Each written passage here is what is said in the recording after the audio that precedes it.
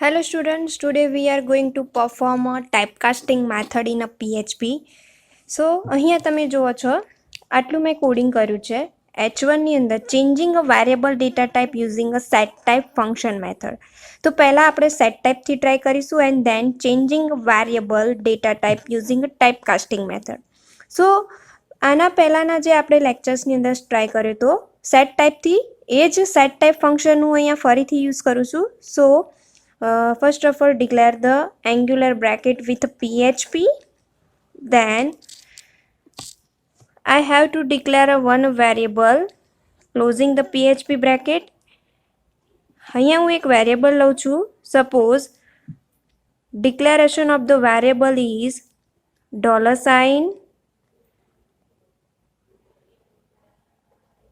variable is equals to into double કોટેશનમાં વેરિયેબલને initialise કરાવડાવવા માટે વેલ્યુ લઈ લઉં છું ઇન્ટુ ડબલ કોટેશનમાં સપોઝ હું અહીંયા લઉં છું 10.23. So this is over the initialization of variable. તો અહીંયા મેં વેરિયેબલ ડિક્લેર કર્યું છે અને એની વેલ્યુ લીધી છે. હવે એ જ વેરિયેબલને ઇકો સ્ટેટમેન્ટમાં હું પ્રિન્ટ કરાવડાવીશ ઇકો વેરિયેબલ ડોટ બ્રેક. અહીંયા આપણે આપી દઈએ બ્રેક, જેથી કરીને ત્યાંથી ન્યૂ લાઇન સ્ટાર્ટ થશે into double quotation BR break semicolon. Next હવે યુઝ કરીશું સેટ ટાઈપ ફંક્શનનો, જે વેરિયેબલની ડેટાને આપણે ડેટા ટાઈપ સેટ કરવાની છે. So I have to use set type function for the variable to set the data type as you want. So set type into bracket given a variable, so $, variable, and here you given a data type as you want to set. અહીંયા તમારે data type આપવાની છે જે તમે ઈચ્છો છો વેરિયેબલને આપવા માટે. સો અહીંયા હું લઉં છું ઇન્ટુ ડબલ કોટેશનમાં સ્ટ્રિંગ. અહીંયા ઓલરેડી આપણને 10.23 data type variable string set કરી છે. હવે જે આપણે સ્ટ્રિંગ સેટ કરી એને પ્રિન્ટ કરાવડાવી દઉં છું. સો ઇકો વેરિયેબલ ડોટ BR, જેનાથી આપણને સેટ ટાઈપ થયા પછી ફરીથી ડેટાને આપણે પ્રિન્ટ કરાવડાવશું એટલે વેરિયેબલની વેલ્યુ મળી જશે. હવે જે આપણે વેરિયેબલને સેટ કર્યું છે એને ગેટ ટાઈપનો યુઝ કરીને એની ડેટા ટાઈપ મેળવી લઈએ. So using the get type function echo get type into bracket get type બ્રેકેટમાં આપી દઈએ variable. So here we have to use the get type function for the declaration of variable. So here I declare a variable using the $, variable. So variable ની get type મળી જશે લાસ્ટમાં semicolon dot break and then semicolon.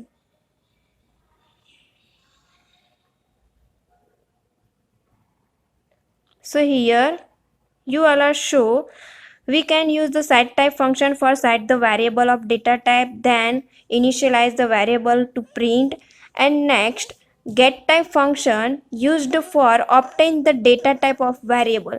So આ જ વસ્તુને હવે હું copy કરીશ અને 2 થી 3 વાર હું એને પેસ્ટ કરી દઉં.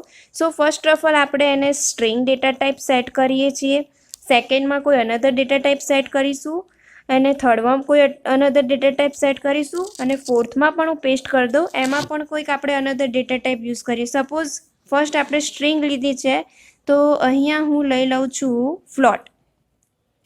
સેમ ફર્સ્ટ સ્ટ્રિંગ લીધી, સેકન્ડ ફ્લોટ લીધી, હવે અહીંયા હું લઈ લઉં છું ઇન્ટીજર INTEGER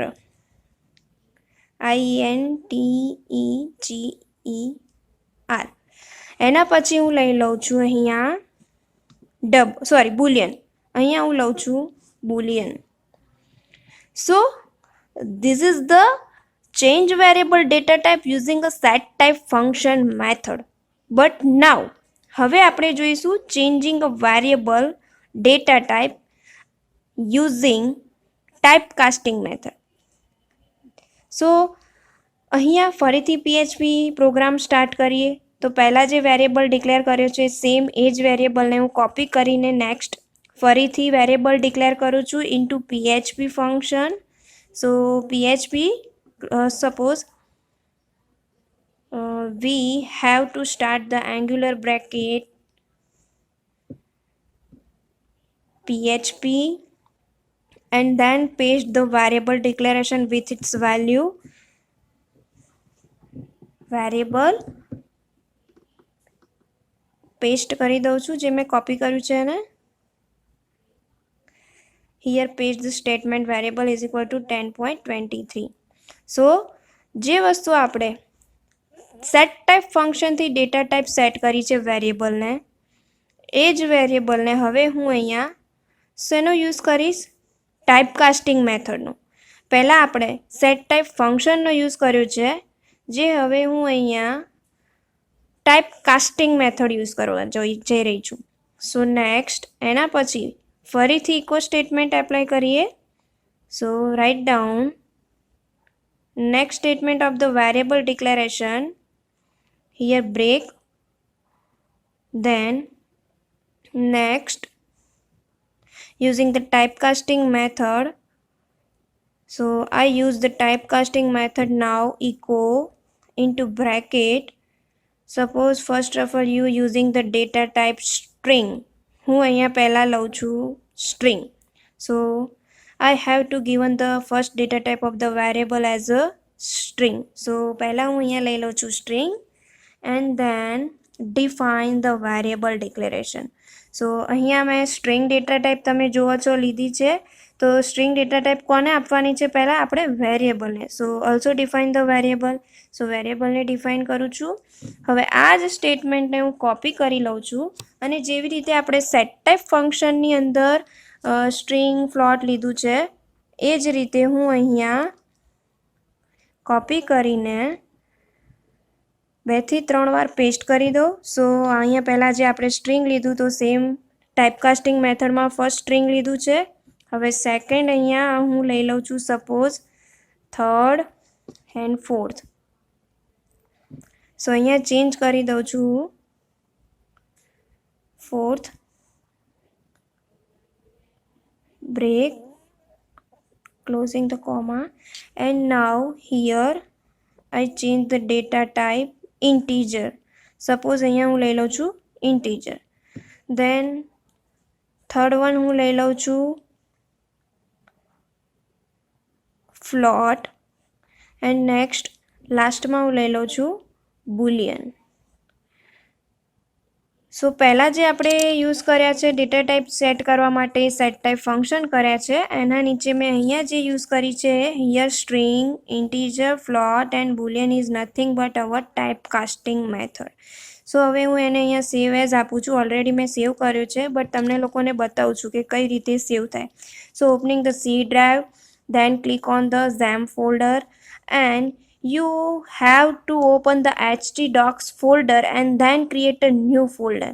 સો અહીંયા જો હું એક ન્યૂ ફોલ્ડર ક્રિએટ કરું છું અને ત્યાં હું નામ આપી દઉં છું program 7. Suppose I have to given the rename of the folder is that program number 7 અને આ program 7 નામના ફોલ્ડરમાં હું આપણે આ જે પ્રેક્ટિકલ છે સપોઝ એને આપી દઉં છું project.php જેને હું જો અહીંયા પ્રોગ્રામ 7 નામના ફોલ્ડરમાં સેવ કરીશ. તો અહીંયા મેં સેવ કર્યું છે. હવે આ જ પ્રેક્ટિકલને આપણે પરફોર્મ કરીશું બ્રાઉઝરની અંદર. સો હું અહીંયા સર્ચ કરું છું બ્રાઉઝર. સોરી પહેલાં આપણે કંટ્રોલ પેનલની અંદર જઈને અપાચ જે છે એને સ્ટાર્ટ કરી દઈએ. જો so here Apache start, MySQL is also start and then હવે આપણે પ્રેક્ટિકલને પરફોર્મ કરીશું એની browser. So opening the Google Chrome, then write down URL as a localhost slash sorry mistake થઈ ગઈ localhost slash a folder name folder name શું હતું આપણું? પ્રોગ્રામ 7. સો PROG7 અને ધેન પ્રોગ્રામ 7માં આપણી ફાઇલ કઈ આપેલી છે? પ્રોજેક્ટ. સો અહીંયા તમે જોઈ શકો છો changing the variable data type using set type function મેથડમાં પહેલાં આપણી વેરિયેબલની વેલ્યુ આવી છે, પછી એની ડેટા ટાઈપ સ્ટ્રિંગમાં આપેલી છે. જો સ્ટ્રિંગમાં આપણને 10.23 આપી છે એઝ અ સ્ટ્રિંગ છે, ધેન ડબલની અંદર પોઇન્ટિંગવાળી વેલ્યુ મળે છે, so it's double. then only given a 10 as a integer data type of the variable, and then next one is a boolean data type of as a variable. and next એના પછી નીચે જોઈ શકો છો changing variable data type using type casting method. So એમાં પણ આપણને પહેલાં 10.23 વેરિયેબલ વેલ્યુ મળે છે, સેકન્ડ સ્ટ્રિંગ મળે છે, એના પછી થર્ડ ઇન્ટીજર છે, એના પછી આપણને ફ્લોટ વેલ્યુ મળે છે, અને લાસ્ટમાં તમે જોઈ શકો છો one as a Boolean data type of a variable. So this is our the data type of the variable using a typecasting method. So this is the changing variable data type using a typecasting method.